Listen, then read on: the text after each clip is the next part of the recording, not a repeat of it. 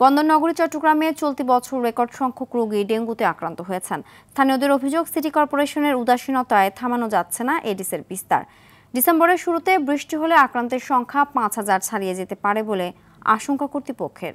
জনসচেতনতার পাশাপাশি মশা নিয়ন্ত্রণে আরও কার্যকর পদক্ষেপ নেওয়ার আহ্বান নগরবাসীর। চট্টগ্রাম থেকে সাইফুল মাহমুদের পাঠানো তথ্যচিত্রে আরও জানাচ্ছেন আব্দুল হামিদ। মশা নিয়ন্ত্রণে চট্টগ্রাম সিটি কর্পোরেশনের ব্যর্থতার খেসারত দিচ্ছে নগরবাসী। চিকুনগুনিয়ার প্রকোপ কমলেও ডেঙ্গু রোগীর সংখ্যা বাড়ছে। বিগত ৩ বছরের ডিসেম্বরে এডিস নিয়ন্ত্রণে আসলেও এবছর লাগাম টানা যায়নি। ডেঙ্গু হটস্পটের ২৫ এলাকার বাসিন্দারা সবচেয়ে বেশি আক্রান্ত হচ্ছেন। স্থানীয়দের অভিযোগ, সঠিক পদক্ষেপ গ্রহণের অভাবে এডিসের বিস্তার হয়েছে নগর জুড়ে। ডেঙ্গু রোগীর সংখ্যা বেড়ে চলছে, নিয়ন্ত্রণ হচ্ছে না।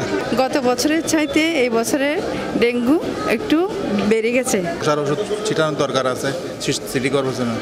যদি দ্রুত এর একটা নিয়ন্ত্রণের ব্যবস্থা করা না হয় তাইলে চট্টগ্রাম এবং সারা বাংলাদেশে এটা প্রাদুর্ভাব বেড়ে যাবে আরো বেশি। অসঙ্গতির কথা স্বীকার করে মশা নিধনের চেষ্টা চলছে বলে জানিয়েছে সিটি কর্পোরেশন। কিছু অসঙ্গতি আছে, এটা মিথ্যা নয়।